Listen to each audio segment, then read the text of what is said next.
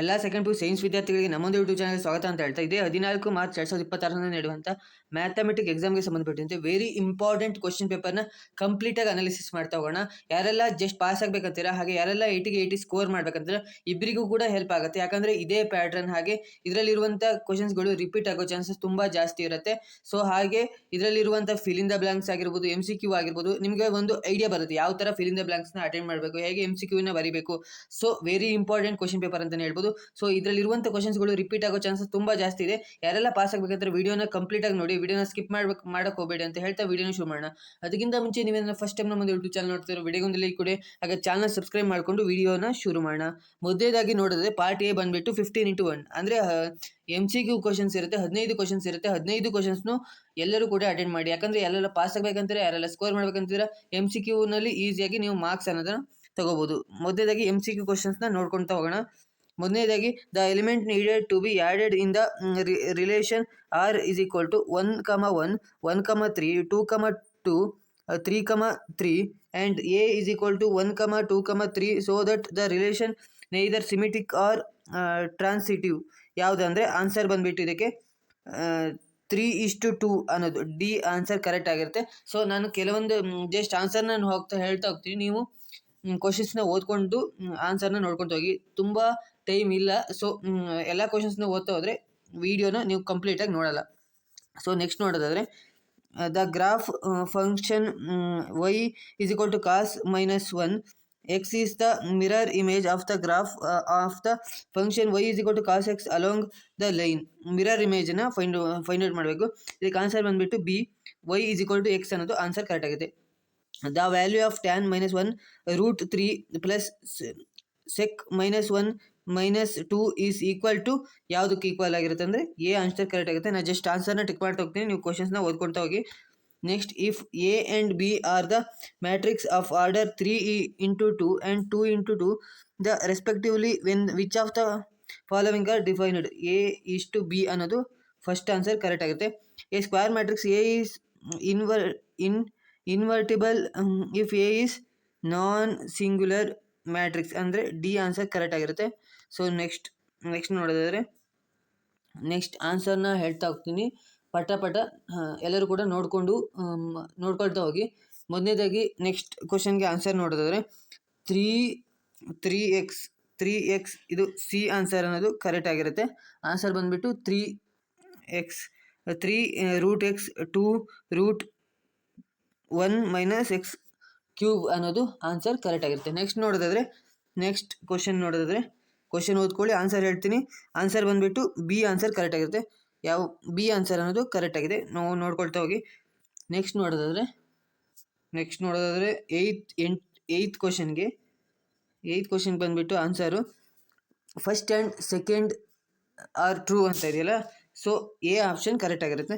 Next ನೋಡಿದ್ರೆ if each side cube is x unit then the rate of change of its surface areas with the respect to side ಅಂತ ಇದೆ. ಇದಕ್ಕೆ answer ಬಂದುಬಿಟ್ಟು A 12x ಅನ್ನೋದು correct ಆಗಿರುತ್ತೆ. Next 10th ಒನ್ಗೆ answer ಬಂದುಬಿಟ್ಟು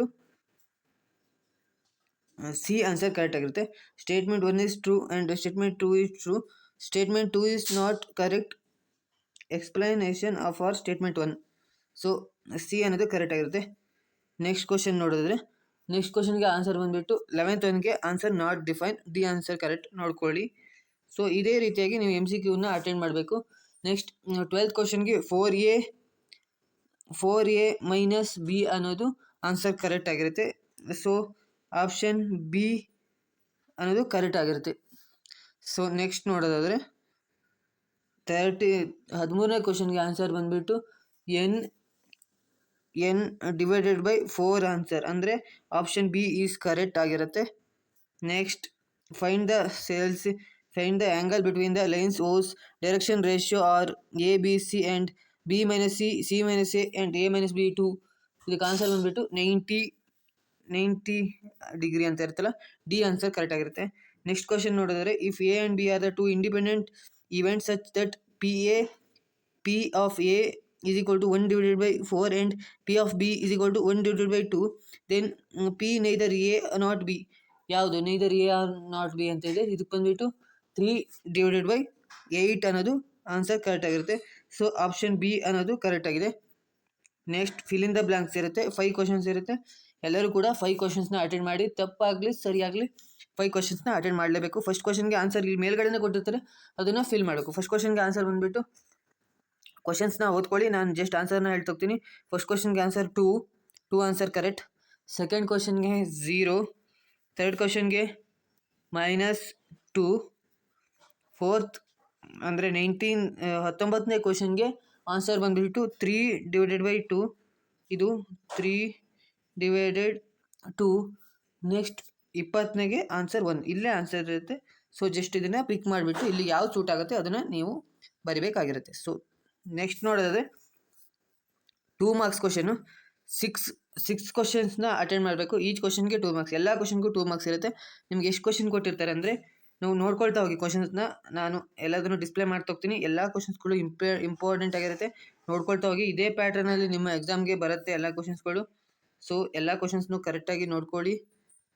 so ನಿಮ್ಗೆ ಎಷ್ಟು ಕ್ವಶನ್ಸ್ ಇರುತ್ತೆ ಅಂದರೆ 2 ಮಾರ್ಕ್ಸಿಂದು 1 2 3 4 5 6 7 8 9 ಕ್ವಶನ್ಸ್ ಇರುತ್ತೆ. ಅದರಲ್ಲಿ ನೀವು 6 ಕ್ವಶನ್ಸ್ನ ಅಟೆಂಡ್ ಮಾಡಬೇಕು.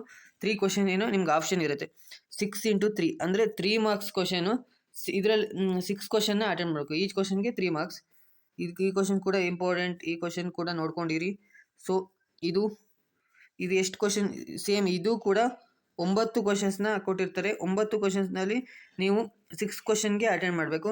ನೆಕ್ಸ್ಟ್ ಪಾರ್ಟ್ ಡಿ ಬಂದುಬಿಟ್ಟು 4 × 5 ಅಂದರೆ 5 ಮಾರ್ಕ್ಸಿಂದು 4 ಕ್ವಶನ್ಸ್ನ ಅಟೆಂಡ್ ಮಾಡಬೇಕು. ಅಂದರೆ ಒಂದು ಕ್ವಶನ್ಗೆ 5 ಮಾರ್ಕ್ಸ್ ಇರುತ್ತೆ. ಸೊ ಮ್ಯಾಟ್ರಿಕ್ಸ್ ಮೇಲೆ ಕ್ವಶನ್ಸ್ ಇರುತ್ತೆ. ಸೊ ಫಂಕ್ಷನ್ಸ್ ಎಲ್ಲದ್ರ ಮೇಲೂ ವೆರಿ ಇಂಪಾರ್ಟೆಂಟ್. ಇದೆರಡು ಕ್ವಶನ್ಸ್ ನೋಡ್ಕೊಂಡಿರಿ, ಬರೋ ಚಾನ್ಸಸ್ ಜಾಸ್ತಿ ಇದೆ. ಸೊ ನೆಕ್ಸ್ಟ್ ನೋಡೋದಾದರೆ ಮ್ಯಾಟ್ರಿಕ್ಸ್ ಮೆಥಡ್ ಆಗಿರ್ಬೋದು, ಕಾಸ್ಟ್, ಟೈಮ್, ಸೈನ್ ಥೀಟಾ ಆಗಿರ್ಬೋದು, ಫೈಂಡ್ ಮಾಡೋದಾಗಿರ್ಬೋದು. ಸೊ ಇವೆಲ್ಲ ಕ್ವಶನ್ಸ್ ಕೂಡ ಇಂಪಾರ್ಟೆಂಟ್ ಅಂತಲೇ ಹೇಳ್ಬೋದು. ಸೊ ಎಲ್ಲ ಕ್ವಶನ್ಸ್ನು ನೋಡ್ಕೊಂಡಿರಿ. ಸೊ ನೆಕ್ಸ್ಟ್ ನೋಡೋದಾದರೆ answer the following question. Part E ಬಂದುಬಿಟ್ಟು 2 ಕ್ವಶನ್ ಆರ್ ಯಾವ್ದಾದ್ರು ಒಂದು ಕ್ವಶನ್ನ ಅಟೆಂಡ್ ಮಾಡಬೇಕು. ಇದಕ್ಕೆ ಈಚ್ ಕ್ವಶನ್ಗೆ 6 ಮಾರ್ಕ್ ಮತ್ತು 4 ಮಾರ್ಕ್ ಇರುತ್ತೆ. ಸೊ ನೋಡಿಕೊಂಡು ನೀವು ಈ ಕ್ವಶನ್ಗಳಿಗೆ ಅಟೆಂಡ್ ಮಾಡ್ಬೋದು. ಸೊ ಐ ಹೋಪ್ ಈ ಒಂದು ವಿಡಿಯೋದಲ್ಲಿ ನಿಮ್ಗೆ ಅರ್ಥ ಆಗಿದೆ ಅಂತ ಅಂದ್ಕೊಂಡಿದ್ದೀನಿ. So mathematics question paper pattern same as it is ಹಿಂಗೆ ಇರುತ್ತೆ. ಇದರಲ್ಲಿರುವ ಕ್ವಶನ್ಸ್ಗಳೇ ಬರುತ್ತೆ ಅಂತ ಹೇಳೋಕ್ಕಾಗಲ್ಲ. ಆಲ್ಮೋಸ್ಟ್ ಸಿಮಿಲಾರಿಟಿ ಇರುತ್ತೆ, ಇದಕ್ಕೆ ನಿಮ್ಗೆ ಕೊಡೋ ಕ್ವಶನ್ಗೆ ಸೇಮ್ ಇರುತ್ತೆ ಅಂತ ಹೇಳ್ತಾ ಈ ಒಂದು ವಿಡಿಯೋನ ಎಂಡ್ ಮಾಡ್ತಿದ್ದೀನಿ. Thank you for watching.